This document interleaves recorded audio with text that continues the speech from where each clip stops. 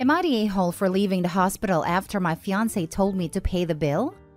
For context, me female 26 and my fiancé male 28 have been together for 3 years. Finances are split till after marriage and we have equally paying jobs. He doesn't pay when we eat out. He doesn't pay for any fixes in our rental apartment. It also doesn't help with furniture and stuff.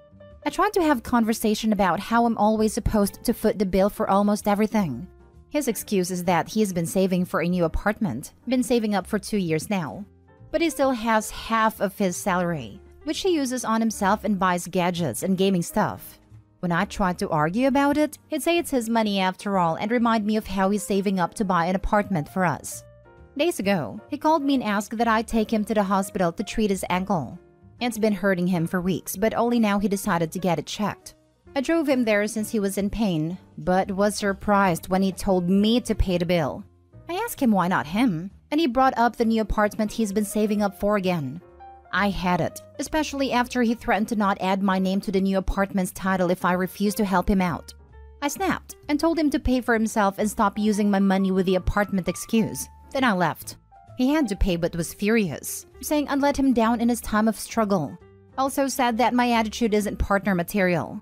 I told him I felt like he was using the new apartment to spend my money, but he said I had no empathy or sense of responsibility to support and help him out when he is doing me a huge favor and buying me an entire freaking apartment. He's calling me selfish and negative. I don't know. I feel guilty for doing this and now he's avoiding me entirely. Now for the top comments. Not the a-hole. You are being used. 100% when he has enough money for the apartment, he dumps you. Stop footing the bill. Leave him. There is no savings account. That's what I thought. If he was expecting me to foot the bill on a bunch of stuff that should be shared, I'd want to see the balance of the account on a regular basis. Or at the very least have a signed contract of some sort saying she gets to be on the title, or gets a cash payout in the event he doesn't end up buying an apartment / doesn't put her on the title. Not the a-hole. He is just using you and your money and probably plans to dump you once he buys the apartment. Totally agree. Came to say this. He's using you for your money and not contributing to household expenses. I'd freaking run. Not the a-hole. I doubt he'll buy a place. He has someone paying all his bills, / cleaning up after him, / fun adult activity, / cooking. He isn't leaving unless she cuts him off and throws him out, and there will never be a marriage. Next story. Am I the a-hole for turning off my husband's alarm? Me 31 and my husband 35 both work from home. His start time is 8:30 and the work he does essentially timestamps what he does. He also has a micromanaging boss. On occasion, he may have to go into the office to perform on-site work. My start time is 8 a.m. and the work I do is very independent and at my own pace, and my boss could care less to track my every move as long as my deadlines are met. My husband sets his alarm at 7 a.m. every day, even though he admits he doesn't want to be up until 8:15 at the earliest. But he never wakes up to it. But the rest of us hear it, so my toddler and I usually wake up about 45 minutes earlier than we need to as a result. I've asked him to stop setting it so early, and he said he needs the whole hour of snoozing to wake up. So, he's been on a couch lately, but I still wake up to it from there and have to snooze it every 15 minutes. I'm currently 6 months pregnant. So this morning I was exhausted and didn't want our toddler waking up earlier than needed and wanted the extra sleep myself, so I turned it off. But it was too late. Our toddler already woke up to it. So I got up, then got busy with our toddler.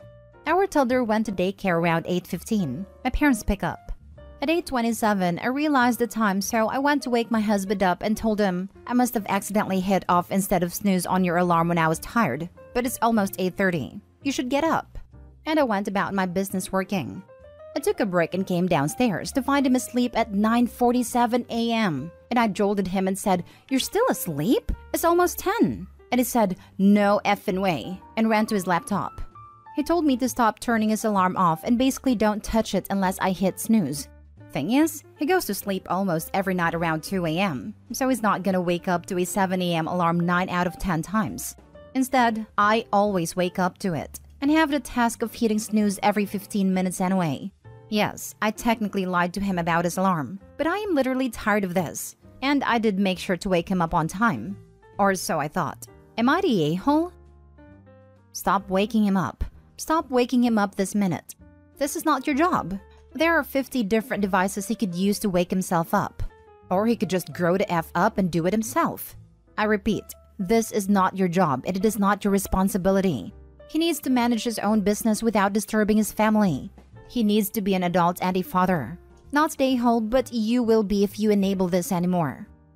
This makes sense in theory, but in practice, it leaves Opie and the child still get woken up by the alarm before he intends to wake up. Yeah, my husband was a chronic snooze pusher too, but is also a decent man. So when I told him that as soon as the alarm goes off, I'm up no matter what and can't go back to sleep, he stopped freaking doing it. Opie's husband is a tool and should grow the heck up and go to bed earlier, like an adult with a wife and child. Not the a-hole, but if it's waking up the toddler, just have the toddler jump on top of him until he wakes up. He'll stop waking the toddler up early after that. I can tell you this will backfire greatly and just end up with an angry husband and a wife who has to deal with him yelling about not keeping the toddler out of the room. I try it occasionally. Oh no, if my husband yelled at me because his actions have consequences, he would not be my husband for very long. Not the a-hole. Snoozing your alarm for 45 minutes is ridiculously rude when there are other people who can hear it. You've obviously already spoken to him about it because he was on a couch. That clearly wasn't enough. If you and your toddler are both waking up to this alarm, it's an issue.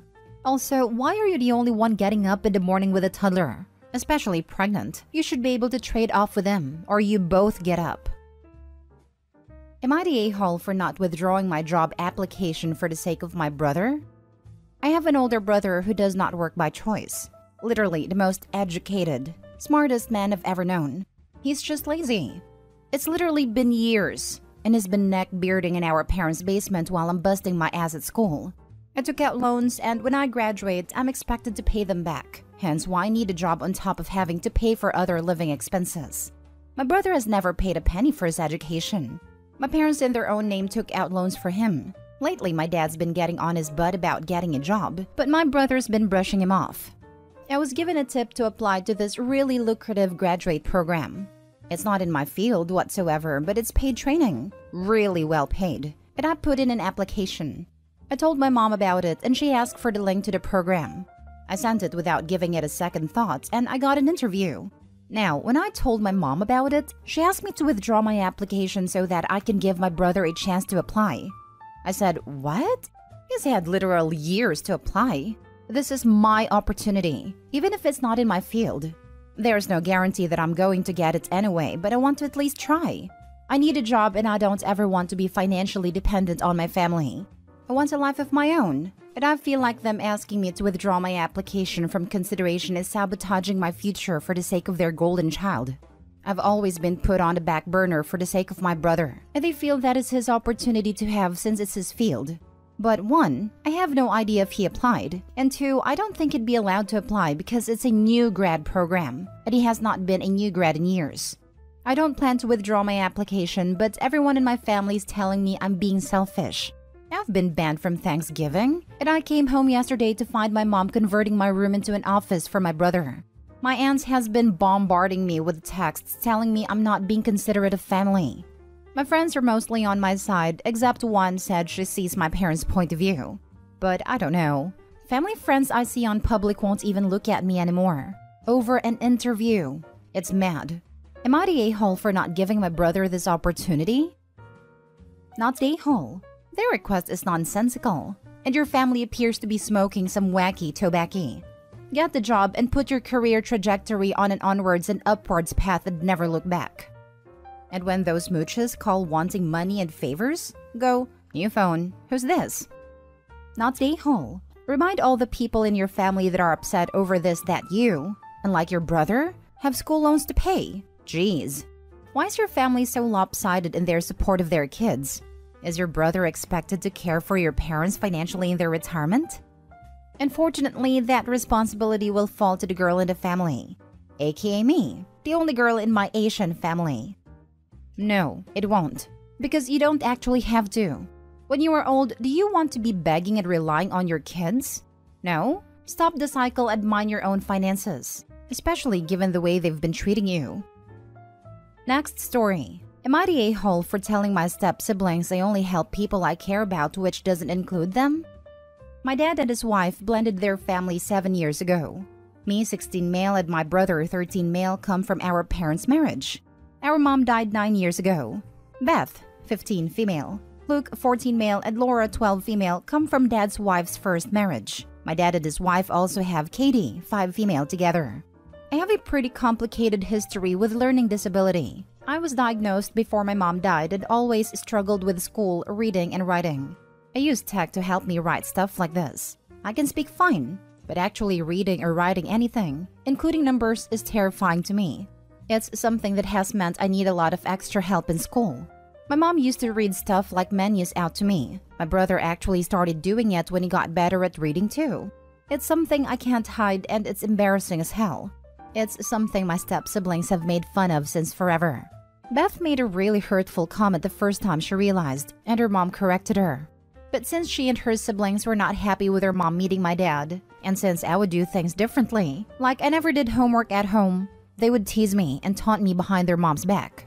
I spoke up a few times, and it got corrected pretty hard. Eventually, it got to the point where I no longer saw the point of saying anything. Around that time, it got to the point where I would tell my friends to pretend my step-siblings weren't part of my family or my life, because I didn't want them to be. I got my license over the summer and got permission to drive my dad's car. I've been bringing my brother places sometimes, and suddenly my step-siblings have been trying to be nice to me. I ignore them. I say no to bringing them places.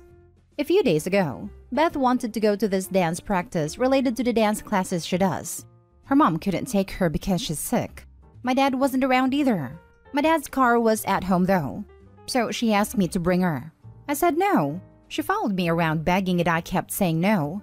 Luke and Laura joined in and they said we're family, and family should do things for each other, and how I never help them out. I told them I only help people I care about, and it doesn't include them. Their mom overheard, and once my dad got home, they told me what I said was really unfair and cruel. They took away my ability to drive the car. Dad wanted me to apologize and say I didn't mean it. But I did, and I can see they all think I'm wrong for that. Am I the a-hole? Not the a-hole. Sit down with your dad and stepmom at a time when you guys can discuss alone and emotions aren't high, and explain your reasoning and how you feel. Your stepmom needs to understand the depth of hurt that your step-siblings have inflicted on you over the years. Because right now, they probably just view it as a typical step-sibling arguments. This has been discussed in depth before. My brother got in some trouble about 3 years ago for locking Beth and Luke in a room while Laura was at a friend's house and the adults were busy. When Dad found out, he was furious and explained why my brother had done it. We ended up in therapy with Dad and his wife, and the whole thing was dragged out there, including them saying we shouldn't stop caring about them because of the stuff that was happening, and how they would deal with it and our step-siblings would grow. For me, I never started to care about them, and I told them that and why. But I think they dismiss it because we're all still kids, even knowing the stuff that has been said. They see it as they will grow up and will be close as adults, but I don't ever want to be family with them. And I don't know how many more times I can tell them all the stuff that has happened and why I feel like I do. I see it as pointless by now. If it's been a few years since you've discussed it in depth, it might be worth a shot again now that you're a bit older. Otherwise, your parents really suck for not hearing you out. Either way, I'm sorry you have to go through this. It's not fair to you no matter what. The parents are probably still holding on with both hands on the dream of perfect blended family. Yeah, they are. I know they think it can still happen. Last story. Am I the a-hole for telling my dad he is a bad father? My 14 female mom passed away about 8 months ago. She got very sick a few years ago, and eventually her body couldn't handle it anymore. Her and my dad had been divorced since I was 5. After the funeral, I moved in with my dad, 40 male, stepmom Jane, 39 female, and 2 stepsisters Alex and Sophie, 12 female and 13 female. To be frank, we've never gotten along. Jane has tried to replace my mother numerous times, even refusing to let me go back to my mom's house one weekend because I wouldn't call her mom. She's always been like this, forcing me to hang out with my stepsisters, take family photos, call them family, do family game night and so on. And ever since my mom died, she's gotten worse. Recently, she started to refer me as her daughter at family functions. None of my mom's side of the family likes her. Last night, Jane had friends over. I came home at around 7 because I had practice after school. My dad told me to come and say hello to everyone even though I didn't want to, but I did it to make him happy. When I walked into the living room, Jane jumped up and gave me a huge hug, which got awkward really fast. She turned around and said to her friends, "This is Opie, mine and Dad's name's first daughter." I stopped her and said, "No, you're my stepmom, not my mom." Everyone was silent, and my dad told me I needed to come with him. He took me to my room, which I shared with my stepsisters, and asked me what I was doing. I said that Jane wasn't my mother, so I wouldn't refer her as such. He started yelling at me about being ungrateful, spoiled, and a selfish brat for not accepting that this was my new family now. I started crying and yelled that he was a bad father, and that this was his new family. They never would be mine. I guess Jane heard our yelling because she ran into the room and told me that she was my mom, and the other woman didn't matter anymore because she's dead. I'm staying with my grandparents, mom's side, because Jane kicked me out, and I'm starting to feel guilty for not being more open. Am I the a-hole? Not the a-hole. Your mother may have passed, but she's still your mom. And it's wildly inappropriate not only of your stepmother to refer to you as her daughter, without clearing that with you first, but even more so of your father to have such little regard and respect for your feelings that he would go off on you for correcting her. It might be for the best if you speak with your grandparents to see if they're willing to take over as your guardians for the time being, because it sounds like your father might not be mentally or emotionally mature enough to be doing so at this time. I agree. Plus, the stepmom is only connected to the OP via marriage. The minute the marriage ends via death, the stepmom is no one to her. Not the a-hole. Come on. You think you were too harsh for yelling at the woman who told you your mother doesn't matter anymore because she's dead? Really? OP is also 14 and probably still mourning, so maybe they don't deserve to be helped that way.